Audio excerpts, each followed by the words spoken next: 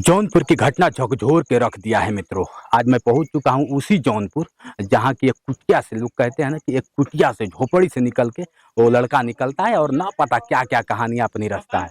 एक वीडियो बहुत काफी तेजी वायरल रहा, जो हमारे बीच में नेताजी जो इस संज्ञान को जीरो से हाई लेवल तक पहुंचाए। पहले देख लीजिए, चारों तरफ आप देखेंगे ना, तो क्या होता है, चारों तरफ आपको भीड़ भीड़ दिखाई देता है। तो मंगेश का फोटो लगा हुआ है, यही मंगेश का घर है।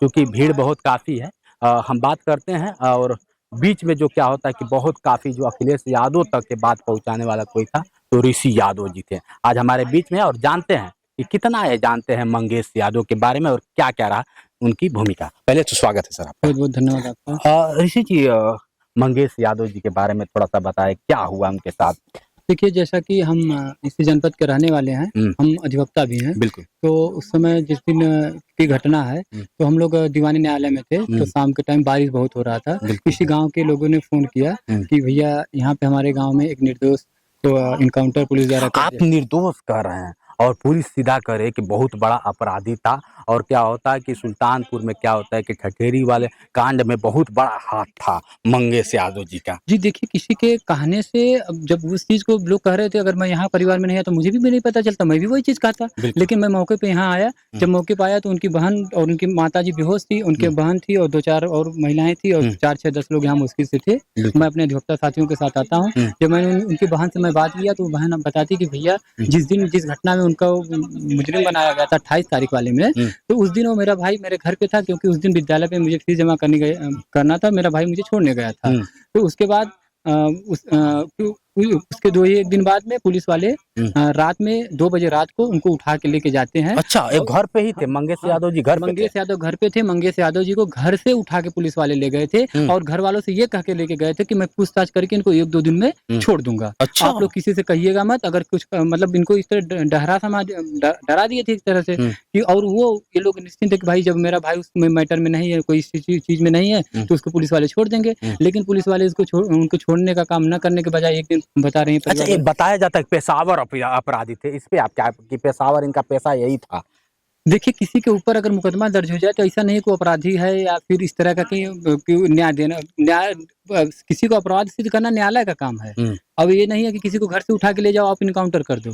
तो ये सारी चीजें जब इनके बहन हमसे बताती हैं, तो ये सारी चीजें मैं माननीय राष्ट्रीय अध्यक्ष जी को अवगत कराता हूँ। वीडियो बहुत काफी तेजी ऑडियो वायरल होता है कि आप राष्ट्रीय अध्यक्ष अखिलेश यादव जी को अवगत कराते हैं और अखिलेश यादव ट्वीट कर देते हैं कि मतलब ये यादव जान के क्या होता है कि उनको गोली से मारा गया। देखिए, जहाँ वीडियो आइडियो की बात है उसके बारे में भी मैं आपको बताना चाहता हूँ कि जब ये सारी चीज़ें मुझे लगा कि परिवार निर्दोष है, ये चीज़ को मैं राष्ट्रीय नेतृत्व को अवगत कराता हूँ। राष्ट्रीय नेतृत्व तुरंत फ़ोन करते हैं माननीय राष्ट्रीय अध्यक्ष जी परिवार वालों से कहें बात करने के लिए। जब मैं परिवार वालों से बात कराता हूँ तो परिवार वाले अपनी सारी चीज़ को बताते हैं। फिर माननीय राष्ट्रीय अध्यक्ष जी कहते हैं कि जो भी वहाँ पे अधिकारी उनसे बात कराइए, क्योंकि परिवार वाले ये चाहते थे, हम लोग ये चाहते थे कि मंगेश अपने माता-पिता के इकलौती औलाद थे। अच्छा। और उनके पिताजी गुजरात रहते थे और उनके पिताजी सुबह आते और पुलिस वाले ये चाह रहे थे कि हम 10 मिनट में, 10 से 15 मिनट में इस मतलब यहाँ मामला को खत्म कर दें। क्योंकि पुलिस बहुत पूरा एकदम छावनी बदल गई थी। यहाँ पे गाँव वाले कम दिखाई दे रहे थे, पुलिस वाले पूरा एकदम वो माहौल बना लिए थे। अखिलेश यादव तक ये बयान जाता है, लेकिन फिर माननीय योगी जी का भी बयान आता है कि मंगेश यादव बहुत पेशावर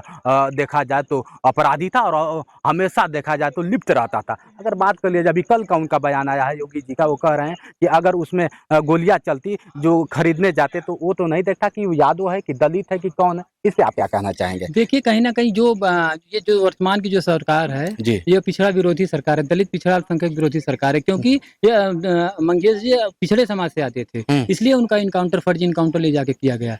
और रही बात उसमें कोई भी किसी के ऊपर कोई मुकदमा लगा दीजिए, सारी चीजें आप घर से उठा के ले जाओ, इनकाउंटर कर दो, ये कहाँ का न्याय है? अच्छा, ये कहाँ का न्याय? घर से उठा के ले गए थे, परिवार वाले बता रहे हैं कि उनको घर से रात में 2 बजे उठा के लेके गए थे पुलिस वाले। इससे पहले भी तो बताया जाता कि बहुत तमाम उन पे आपराधी कृत्य दर्ज किया गया था, उस पे क्या कहना देखिए, चाहेंगे? उनके ऊपर सब फर्जी मुकदमा लगाया गया था। अगर किसी मुकदमे में वांछित थे तो उसकी कानूनी प्रक्रिया न्यायालय में सारी चीज, किसी को दोष सिद्ध करना न्यायालय का काम है, न कि किसी पुलिस वाले का काम है कि आप ले जाके दौड़ा के गोली मार दो। और उसके बाद आप देख ही रहे इनकाउंटर का जो फोटो वायरल हुआ, चप्पल पहनी हुई फोटो जो वायरल हुई है, आप उसको भी देख रहे हैं। तो कहीं ना कहीं जनता, समाज, सब लोग ये जान रहे हैं। और जो माननीय राष्ट्रीय अध्यक्ष जी ने जो काम किया, आप मंगेश यादव को कितना जानते हैं, कितना करीब से जानते हैं, क्या जानते हैं उनके बारे में? देखिए, मैं मेरा घर यहाँ से 40 किलोमीटर दूर है। मैं पेशे से अधिवक्ता हूँ और मैं समाजवादी कुटिया चलाता हूँ। और बिल्कुल। कहीं न कहीं मुझे इस गाँव वालों ने सूचना दिया कि इस हमारे गाँव में ऐसी घटना घटी है। तब मैं इस गाँव में आता हूँ, उस परिवार वालों से जब मिलता हूँ, उस पीड़ित परिवार से जब मिलता हूँ, तब मुझे इस चीज़ की जानकारी होती है। जब मुझे जानकारी होती है कि परिवार वाले बताते हैं कि मंगेश जी को वो लोग रात में 2 बजे घर से उठा के लेके गए थे। तो तब इस चीज़ को मैं आगे अवगत कराता हूँ। तो माननीय राष्ट्रीय अध्यक्ष जी तुरंत इस चीज़ को संज्ञान लेते हैं, क्योंकि माननीय राष्ट्रीय अध्यक्ष जी इस चीज़ को संज्ञान अगर उस समय नहीं लेते, तो एक परिवार, एक अपने निर्दोष बेटे अपने निर्दोष बेटे की जो हत्या हुई है, उसके अंतिम शव यात्रा में भी शामिल नहीं हो पाते। और रात में जब ये लोग दाह संस्कार कर लेते, तो इस चीज़ को वहीं पे दबा देते और कहीं न कहीं उसको ऐसा जो नहीं लग रहा है कि मंगेश यादव को लेकर के देखा जाए तो राजनीतिक बहुत काफी अगर देखा जाए तो धार तेज हो गई है? बात देखिए यहाँ राजनीतिक की नहीं, यहाँ बात है मानवता की। बात यहाँ राजनीतिक की नहीं है, बात यहाँ मानवता की है। मानवता की बात इसलिए है कि जो मानवता मंगेश तो ये भी था कि जैसे योगी जी ने कह रहे हैं कि क्या होता है कि अगर वो मारता तो बहुत सारे लोग मर जाते, ये कहाँ तक सही था? मैं कह रहा हूँ कि आप जो कह रहे हैं, जब उनके परिवार वाले कह रहे हैं उस मैटर वो घटना में था ही नहीं, वो तो जांच का विषय है ना। वो बिल्कुल। कह रहे हैं वो घटना में था ही नहीं और किसी को घर से उठा के ले जाए, 2 बजे लेके जाए और मुठभेड़ में मार दें, चप्पल पहन के मुठभेड़ कर रहे हैं। अच्छा। बहुत सारी चीजें हैं, बहुत सारा वो जांच का विषय है, आगे सामने आके पता चलेगा। अभी तक क्या रिजल्ट अगर देखा जाए लमसम 2 दिन हो गया, 2 दिन में क्या रिजल्ट निकल के आया देखिए है? रिजल्ट जो कानूनी प्रक्रिया है, यहाँ के परिवार वाले सब लोग, हम लोग परिवार वाले के साथ है, कानूनी प्रक्रिया सारी चीजें वो लोग अपना कर रहे हैं। समय है थोड़ा क्या मांग क्या है आप लोग की चल रही है? जैसे न्यायिक अगर जांच होगी। देखिए मांग जो हम लोगों के, इस परिवार को न्याय मिलना जी। चाहिए। इस परिवार को न्याय के लिए पूरी समाजवादी पार्टी राष्ट्रीय नेतृत्व से लेकर प्रदेश नेतृत्व से लेकर जिला इकाई तक पूरी इस परिवार सब पूरी पार्टी इनके साथ है। पूरा मानवता के नाते पूरे जो भी सामाजिक संगठन है, बहुत सारे लोग लगातार तांता लगा हुआ है। जो आप जब से ऐसी घटना बिल्कुल, हुई है, बिल्कुल। तो लगातार अगर देखा जाए तो लगातार सुर्खियों में दिखाया जा रहा है कि पेशावर अगर देखा जाए तो मुजरिम था। ये कहाँ तक सत्य है कि मंगेश यादव पेशावर मुजरिम था या नहीं था? देखिए मीडिया वाले शुरू में दिखाए थे उस चीज को, जब मीडिया वाले आके हकीकत को जान रहे हैं, अब आप जाके उनको उन सारी चीजों को देखिए। बिल्कुल। जब घर से उठा के ले गए आप, अगर कोई 1 करोड़ की चोरी करता तो आप उनका मकान देख लीजिए। 1 करोड़ का चोरी करता कोई, तो उसे इस तरह का मकान होता। अगर कोई 1 करोड़ का चोरी करता तो उसके घर बाइक तक नहीं है, उसके घर साइकिल तक नहीं है। 1 करोड़ का अगर वो चोरी करता तो ये सारी चीजें होती। अब बताइए कहाँ का इस तरह का ये है।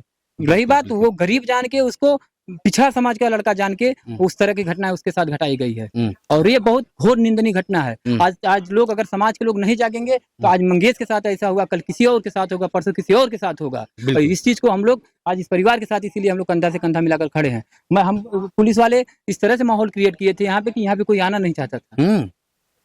बिल्कुल, बिल्कुल। चलिए मित्रों, ये थे ऋषि यादव जी। क्या होता है कि हमेशा एक समाजवादी कुटिया चलाते हैं और राष्ट्रीय अध्यक्ष अखिलेश यादव जी के बड़ा करीबी बताए जाते हैं और ये वही है जो घटना को उछाल करते हैं। और क्या होता है कि ऑडियो वायरल होता है और ऑडियो होने के बाद ये घटना तूल पकड़ लेता है। जो ऑडियो की आप बात कर रहे हैं, तो वो ऑडियो वायरल नहीं था। उस समय क्या था, जब परिवार वाले बात कर रहे हैं तो मोबाइल लाउड स्पीकर हो गई थी। तो उसमें कुछ लोग थे जो गाँव के लोग थे या क्षेत्र के लोग, जो लोग थे, कुछ लोग उसमें वीडियो बना रहे थे। तो वो वीडियो का उस लोग कन्वर्ट कर दिए ऑडियो में। परिवार वाले सहमे हुए थे, मोबाइल लाउड स्पीकर थी, बात हो रही थी, उसको लोग वीडियो ऑडियो में कन्वर्ट कर दिए। अच्छा, अच्छा। ऐसा नहीं था कि कोई ऑडियो रिकॉर्डिंग इस तरह का, कुछ इस तरह का नहीं था। अच्छा, अच्छा। हाँ, वो लोग जैसे आप परिवार वालों से जैसे ही बात कराए, राष्ट्रीय अध्यक्ष जी से, तो वीडियो किसी ने बना के वायरल कर दिया।